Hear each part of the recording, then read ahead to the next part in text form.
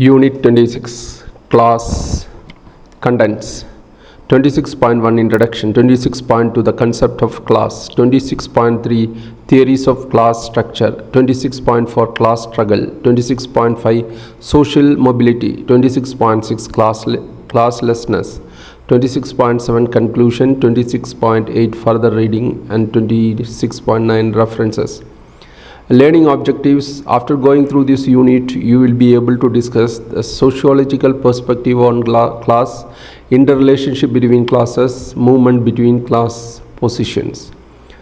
26.1 Introduction. Prior to the French Revolution, the term class was used in a general sense as in the writings of Adam Smith, Madison, and other scholars of the 18th century. Several of them used it interchangeably with group or estate. It was in the 19th century that class as a category came to be recognized as a relevant concept in explaining social theories, ideologies, social movements, social structure, and social change. The heuristic potential of class was particularly important in the context of social stratification. In fact, class was identified as one of the most significant bases of stratifications in society. Several sociologists have proposed theories of class structure and explained the phenomena of mobility between class positions. In this unit, we begin with the meaning and concept of class and class society, and then explore the sociological perspective on class and the theoretical approaches crucial to understanding class and classless society in sociological writings. We also discuss the issue of struggle between classes and mobility between classes. 26.2 The Concept of Class. According to Ossowski, 1967, the following three assumptions are common to all conceptions of class society. 1. Classes constitute the most comprehensive groups in the social structure. While classes are differentiated groups in society, they are not independent of each other. It is not possible to speak of one class without reference to the other class. Division of people into class concerns social status connected with a system of privileges and discriminations not determined by biological criteria. This implies that each class is accorded certain privileges and discriminations that have a bearing on its social status. Now, the social status in this case has nothing to do with sex or any other criteria that is biological in nature. Evidently, some classes are receive more privileges. They occupy higher status in comparison to those who receive more discrimination and occupy lower status. The differentiations and disparity constitute the basic of social stratification and determines interclass relations. The third, the membership of individuals in a social class is relatively permanent. This does not in any way rule out the possibility of transition from one class to another. What is stressed here is the fact that such a transition is made by some individuals only. Often one remains in a particular class throughout one's life. Against this backdrop, it may be noted that while some classes are treated as superior on the basis of social status, privileges, and discriminations, others are treated as inferior. These socially irrelevant privileges and discriminations may be of different kinds. In a specific sense, however, the concern here is with wealth and power. This is notwithstanding the fact that Marx identified the privileges of exploiting other man's labor as the fundamental basis of class differentiation. Again, each class occupies a distinct place in the class hierarchy. The awareness of the place of one's class in the other class in the class hierarchy is referred to as class consciousness. Class consciousness is usually entwined with class interest and class solidarity. The other characteristic of class society is social isolation that refers to social distances and absence of close social contact between classes. One need to understand this class isolation or lack of interactions between classes foster class consciousness and class solidarity that perpetuate class structure. In fact, Marx asserted that consciousness or awareness of class interest and feeling of class solidarity are the building basis of identifying a group as class. People belonging to a particular class exhibit distinctive behavior and make use specific vocabulary or pronunciation or speech. This implies that among others, behavior and speech also set one class apart from another. These differences as also differences in access to wealth and power together with social distance and isolation of one class from another deepens cleavages between classes. A cleavages deepen and class distances increases. A conflict in class interest emerges and conflict between classes becomes common. There are two fundamental perspectives from which the concept of class may be understood. The first is that a nominalist perspective that is identified with the American school of thought. The second is the realist perspective that is identified with the European school of thought. The nominalist perspective treats the class as an ensemble, a conglomeration of people who share common status. The emphasis is on the social status of each individual in terms of respect that others bestow on him or her. In the words of Aaron, each person enjoys a certain position of esteem or prestige which result from the totality of situations in which he exists, and each situation can be analyzed from 3 points of view in relations to property, occupation and power. Surely the place of an individual in the social domain is subjective and depend on the judgment of other person. There is however agreement on the notion that different individuals hold different positions in society. The positions of individual in hierarchy as mentioned earlier is a play of three elements: relations of property,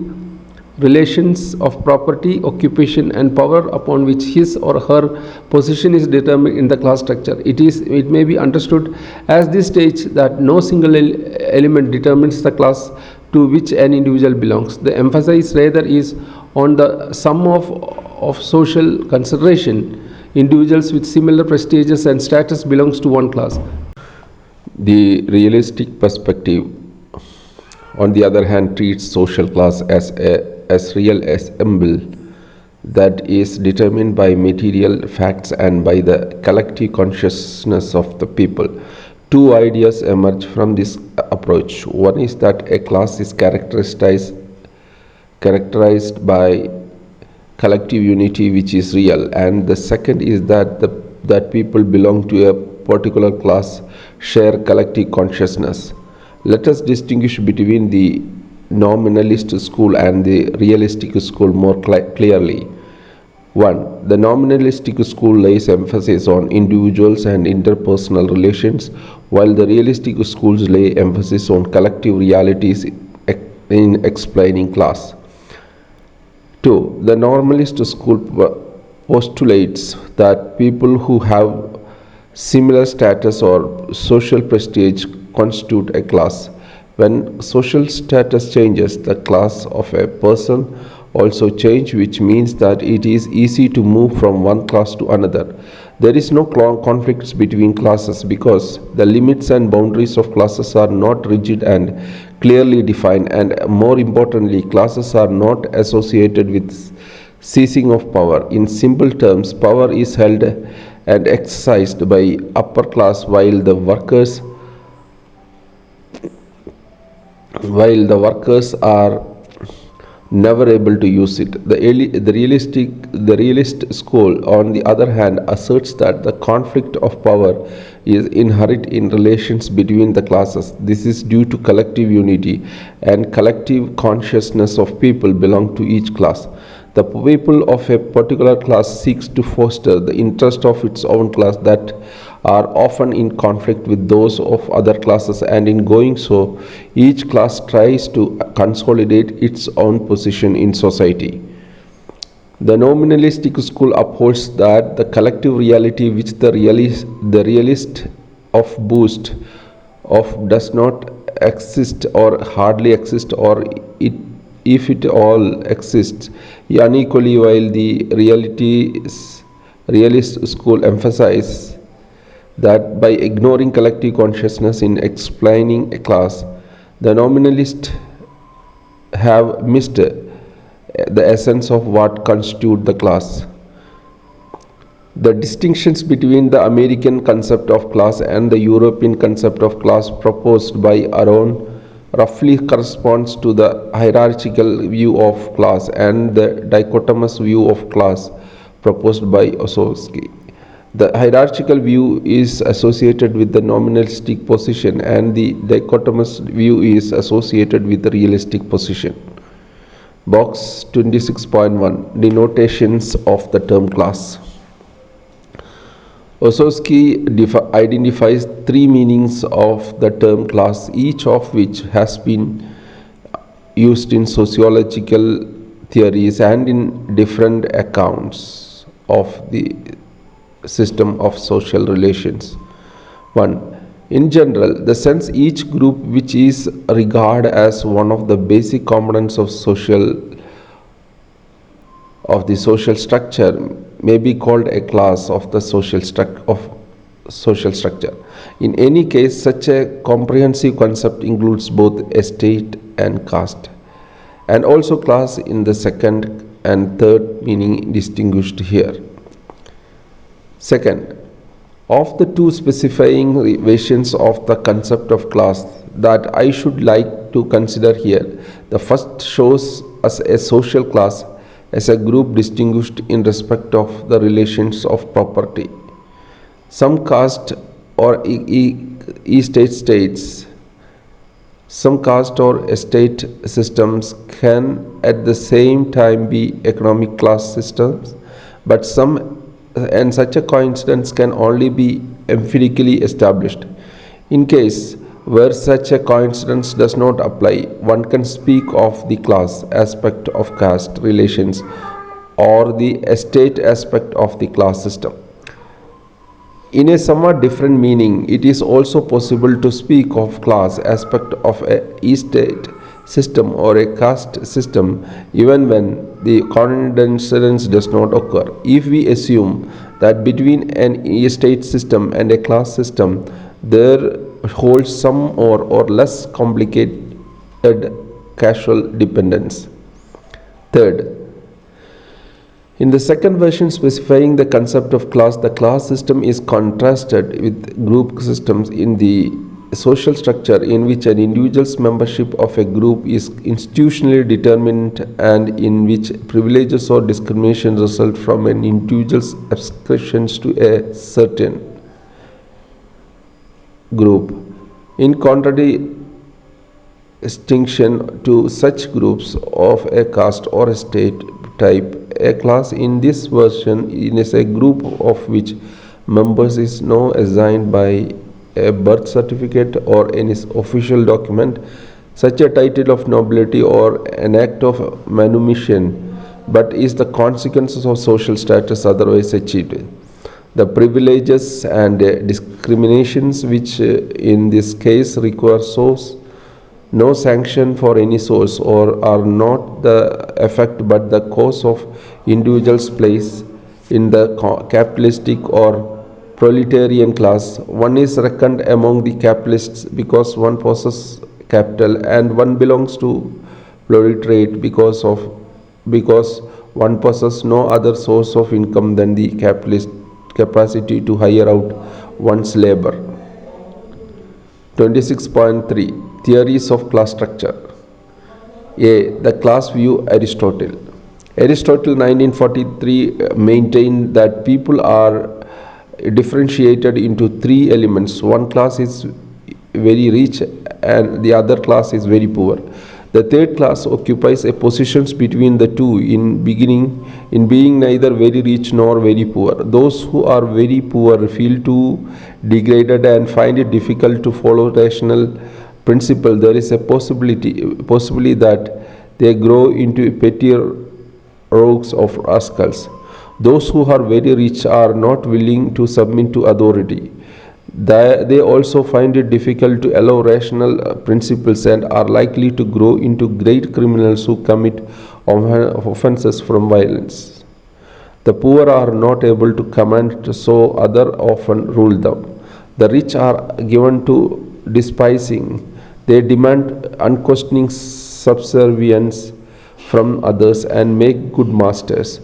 The people of middle class follow the rational principle and obey rules. They do not eye others' goods, others do not eye their goods, and they do not make plans against others. Others do not make plans against them. They are free from factions and dispute. The presence of a large middle class ensures a well governed state and a safe democracy. Democracies are safer and more permanent than oligarchy because they have a large middle class that has a substantial share in the government. When there is no middle class, the poor and the rich quarrel with each other, and the class that is able to get an upper hold regards political supremacy as the reward for victory. The result is that it sets up either democracy or oligarchy that is geared to its own interest and advantages and not of public rather than a just or popular government. B. Capitalism and social class. Karl Marx. Here we will critically discuss Marx's view and social class. We begin with his perspective of social class in detail and then go on to its critical appraisal. 1. Marx's perspective on social classes. The three periods in history are identified: ancient civilization, feudalism, and capitalism. Each period is marked by a predominant motion of production. Some of the predominant means of production identified by Marx are primitive communism, ancient empires, feudalism, capitalism, and advanced communism.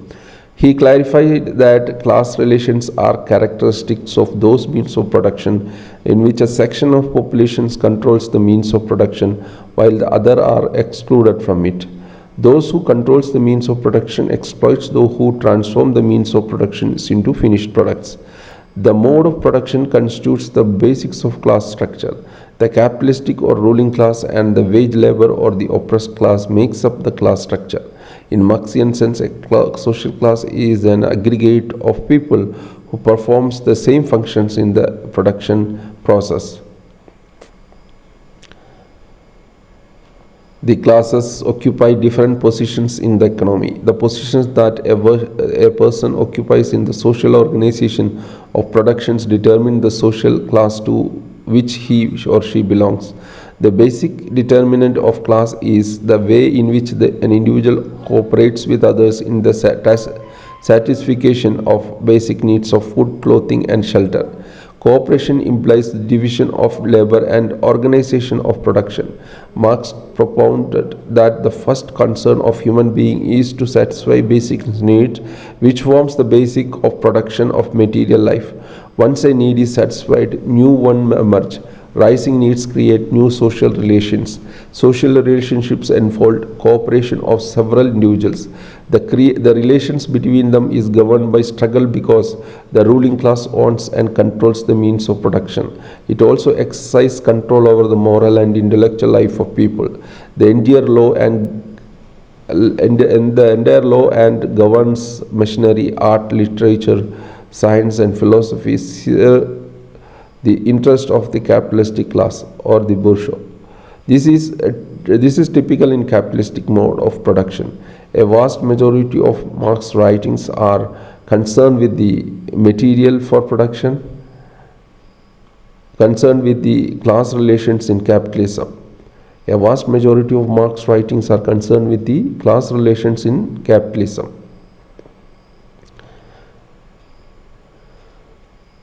In the capitalistic mode of production, the raw material for production, the tools, the land, and all that is necessary for productions belong to the capitalistic class and its private property. Those who are actually engaged in the production process do not own the means of production. They work for the bourgeois by selling their labor, their ability to work, and their expertise for wages by which they subsist. They constitute the non-owning class, the wage labor or proletariat. The sale of finished products in the market fetches money that is more than the cost of production. This is the net profit of the capitalistic class. It is often reinvested. In this way, more and more profit gets generated for the capitalistic class. Now, while the labor process and means of production, what Marx calls constant capital, does not change quickly, the labor power, what Marx calls as variable capital, is pressed hard to maximize the output so that more and more return from the finished products are acquired. Surplus value is the balance between the investment in the labor process and the return from it that are appropriated by the capitalistic class. There is no denying that the relationship between the bourgeois and the proletariat is that of antagonism, hostility, and strife, since the capitalistic class tries to exploit the wage labor class while the wage labor class tries to bring about an end to exploitation. Marx believed that the class struggle was an important means through which social change could be effected. Income consumption patterns, educational attainments, or occupations are clues to the distribution of material goods of prestige symbols. Income or occupation cannot be determined of class position because class is determined by the position of a person in the social organization of production. Consider the case of two blacksmiths, one running his own shop, the other worker in factory. The two men belong to the same occupation but different social class. Marx cited several conditions which are crucial for the development of social class: conflict over economic rewards, physical concentration of masses of people, and easy communication among them, the development of solidarity and political organization in place of competition between individuals and organization for purely economic needs. It may be understood at this stage itself that the setting of large industry brings together several people at one place. It is only natural that there will be a competition between them, common interest against their superior, and who exploit them for his own advantages for keep however them united. They enter into strife with the capitalistic rather than among themselves. Workers are seen to sacrifice a part of their wages in favor of associations that are constituted of enterprising people representing the wage labor class who put up a strong resistance to exploitation by capitalists. There is often the possibility that the association takes up a political character. Marx felt that the conflict between the workers and capitalistic class was not born out of struggle for economic advantage only. He emphasized that the role of machine production under capitalism too. As machines made way into the production process, the social relationship underwent major transformation and human beings came to mere appendages of the machines. The machines did most of the work of man would only operate them. Deprives the workers of all opportunities to derive psychological satisfactions from their work. Marx referred to the lack of satisfaction as alienation of human labor. In the words of Bendix and Lipset, Marx believed that the alienation of labor was inherent in capitalism and that it was a major psychological deprivation which would lead eventually to proletarian revolution. Marx contrasted the modern industrial worker with the medieval craftsman and along with the many other writers of the period observed that under modern conditions of production, the worker had lost all opportunity to exercise his knowledge, judgment and will in the manufacture of his product. To Marx, this deprivation seems more significant than the economic pauperism to which capitalism subjected the masses of workers. The second, the appraisal of Marx's perspective on class.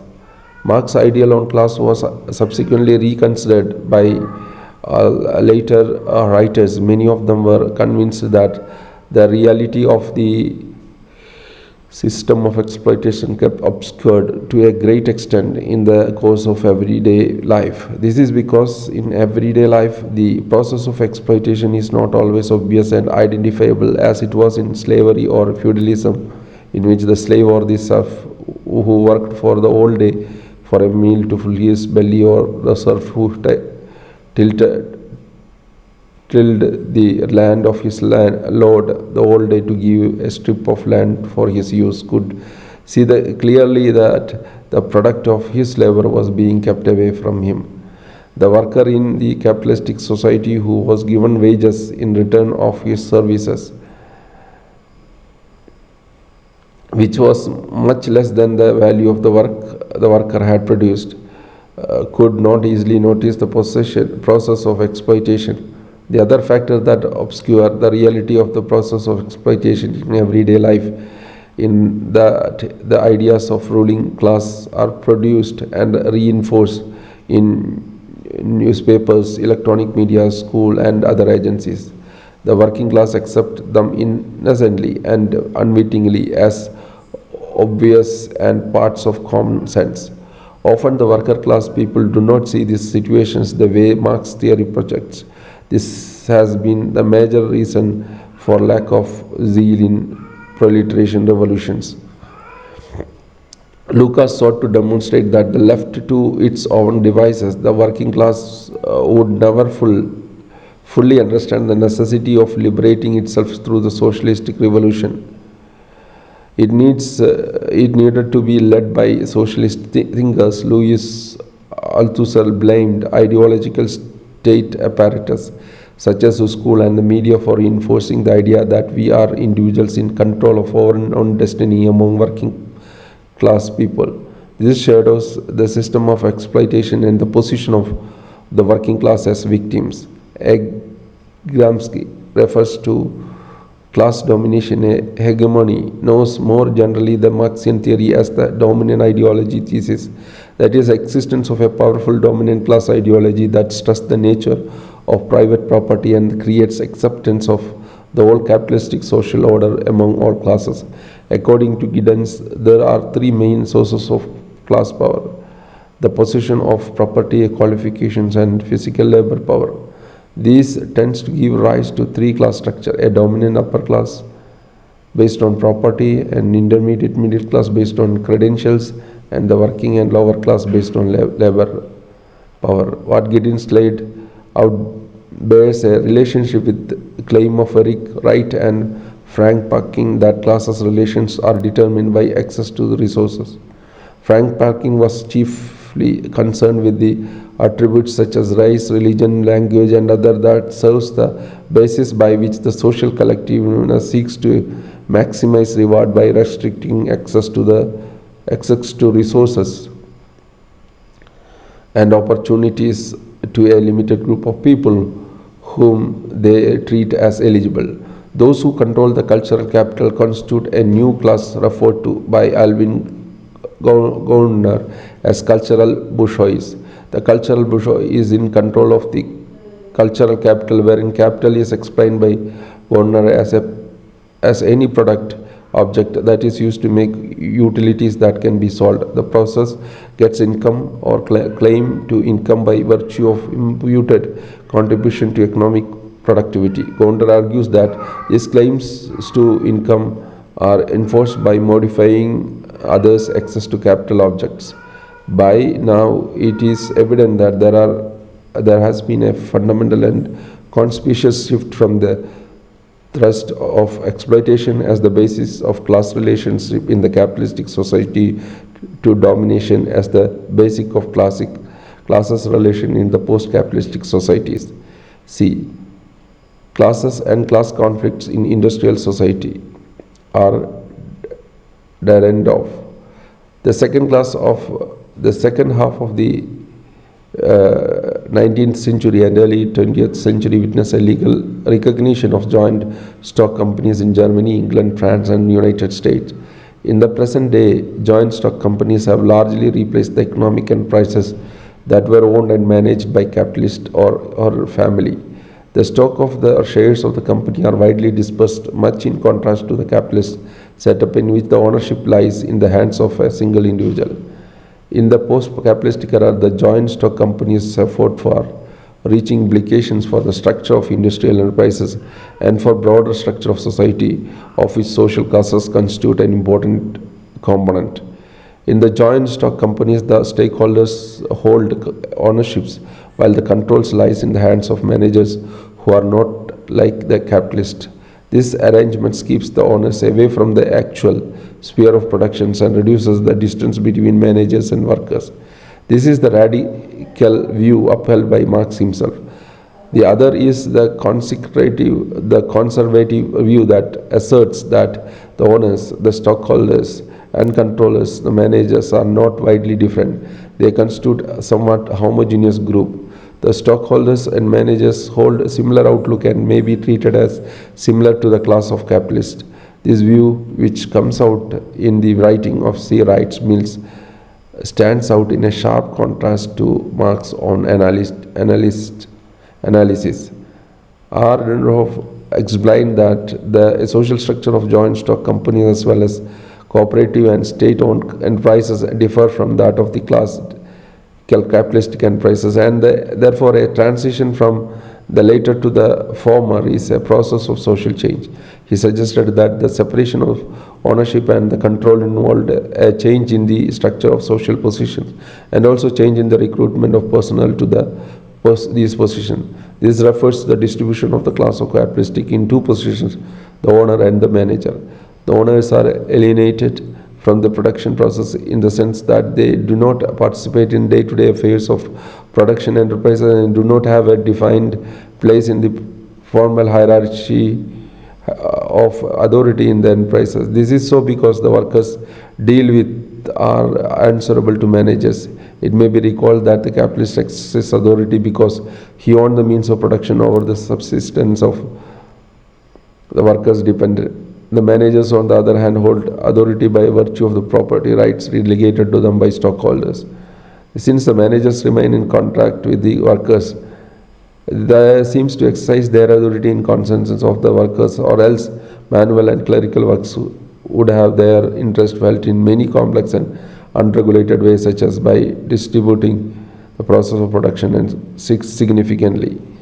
The managers cannot afford to let this happen because the stockholders would reprimand them. Bendix explained that there are three kinds of entrepreneurs in the post-capitalistic era: the capitalist, the heirs, the bureaucrats.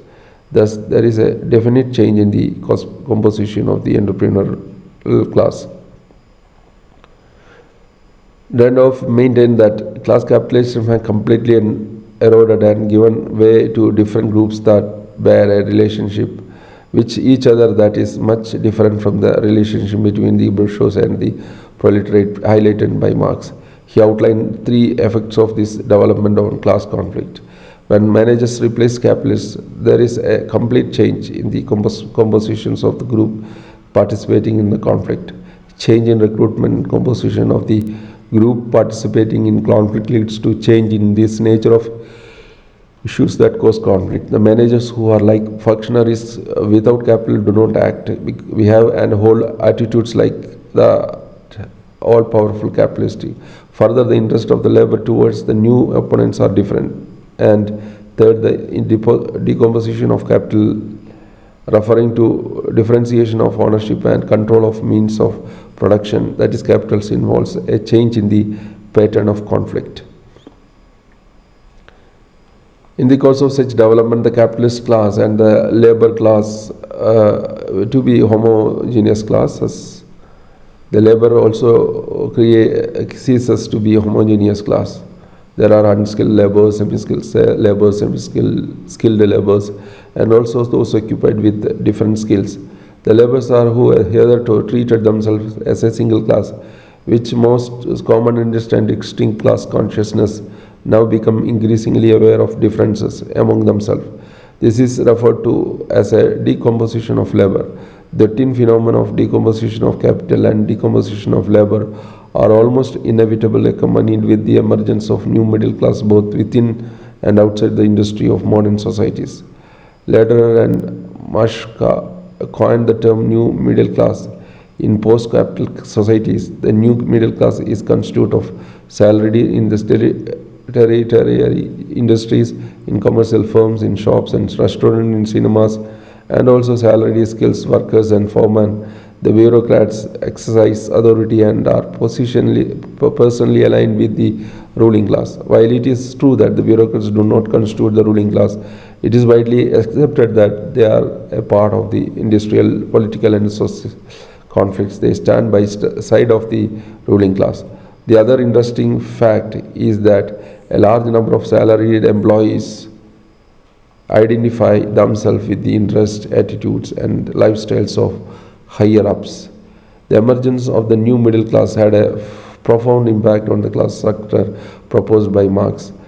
Danoff suggested that the bureaucrats added to the bourgeois class while the white collar workers add to the proletariat class. Both the class become highly heterogeneous and composition therefore less united. Like the industrial workers, white collar workers have no property and no authority, but they do exhibit many social characteristics that they are entirely different from those of the working class. Similarly, through the bureaucrats do exercise authority that the older ruler class did do. They differ from the ruling class in several respects. Much more important than the decomposition of capital and the decomposition of labor, Dandruff explained in the question whether the concept of class continues to remain relevant to the conflict groups of post-capitalistic societies. Furthermore, the simplistic dichotomy in the class structure in the Marxian framework no longer seems to be valid in explaining the structure and conflicts in post-capitalist and advanced industrial societies. Classes and status. Max Weber. Max Weber's major objection to Karl Marx's theory of class was the undue emphasis on the economic aspect. Weber did not recognize the importance of the economic aspects of society, but he did not rate it as the most important one. He said that basic life chances are created by the way the disposition of our material property is distributed among some people who meet competitively in the market for the purposes of exchange. When we talk of disposition of material property, the focus is on owners only who get the monopoly to acquire valued good, while the non-owners are excluded from competing for highly valued goods. In acquiring the capital goods and exercising the monopoly over them, proprietor people get an entrepreneurial functions and the chance to share the returns on capital. The non-owners are without property and are able to offer their services at the best their labor, while those who have property engage in price wars with them. Now, those who are without property are forced to get rid of their products in order to subsist. Weber explained that property and lack of property are the basic categories of class situation. Those who are propertied, for example, may go to a class of renters or entrepreneurs. Those who are without property are differentiated on the basis of services they offer. Thus, neither the propertied or the without property constitute the homogeneous category. The former is differentiated on the basis of the kind of property that is suitable, unusable for returns. The latter is differentiated on the basis of the kind of services that can be offered in the market. In simple terms, Weber's concept of class has to do with the kind of chance in the market that affords a common condition for any individual's fate.